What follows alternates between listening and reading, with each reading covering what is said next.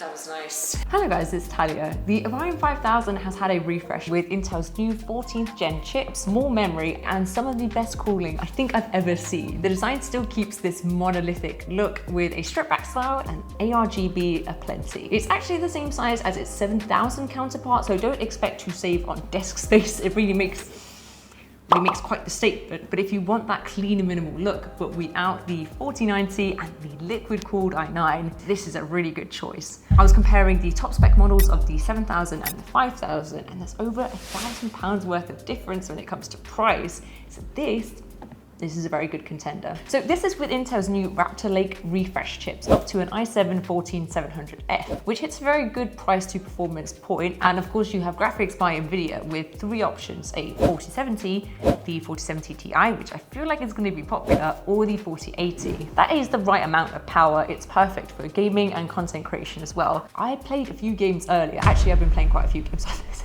But I was getting around 75 to 100 frames per second in every game. That's Cyberpunk, Ghostwire, and Dead Space. And that is with the highest or max settings and ray tracing turned on. And actually DLSS turned off because honestly, it didn't really need it. Everything looked gorgeous too. Actually, speaking of which, I probably should have turned the DLSS on because they have NVIDIA's new ray reconstruction software, which gives enhanced reflections and lighting. This looks really nice. I've used it before in I think the Helios 18, some of the other gaming laptops, especially in Cyberpunk. Anything with reflections, it comes out so pretty. And you have absolutely loads of memory too, with up to 64 gigabytes of DDR5, and it's PCIe Gen 5 capable with 2 terabytes of NVMe SSD, which is lots for games, plus up to 6 terabytes of hard drive storage. Good for everything else. I edit a lot and I'm always really paranoid about projects, even after I've worked on and completed it. So I still hoard all the raw files for way longer than I need to. I don't know why, just in case. And shooting in 4K is painfully heavy storage-wise. So this, I feel like this would be a nice little safe haven. All those files I definitely don't actually need, but at the same time I can't delete. I will at some point. Now, cooling, because I think this is my favorite upgrade this year. We have 4 120mm fans on the CPU, exhaust, and intake.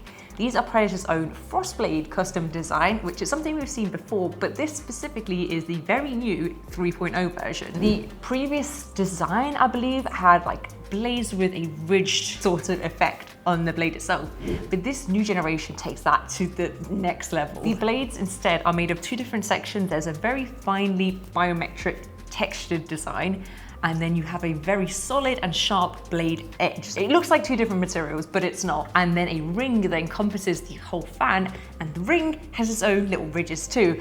I was quite shocked when I saw how different the new design is compared to the old one. They've kind of changed everything. And I've also not seen fans with this much detail ever. This is all of course to increase the airflow, but also the static pressure, which means less noise and vibration as well.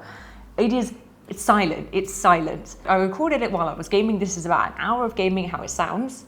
I don't know why it doesn't make any noise. Wait a second. That noise is from the light. You're not making any noise. Okay, the light is off. Can you hear anything? Now I can hear it. What?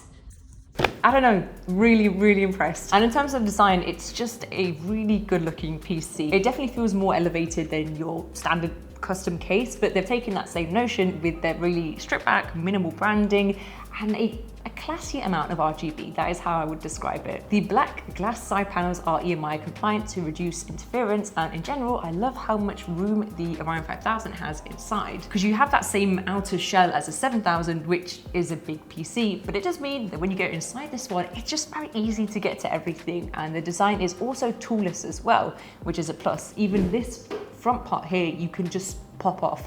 You can customize these fan colors in Predator Sense in the onboard utility app, and change the cooling and performance modes, and monitor all the hardware temperatures too. For connectivity, there's Intel's killer Ethernet and Wi-Fi 6E. There's plenty of display and USB ports around the back with USB 3.2 Type A and Type C.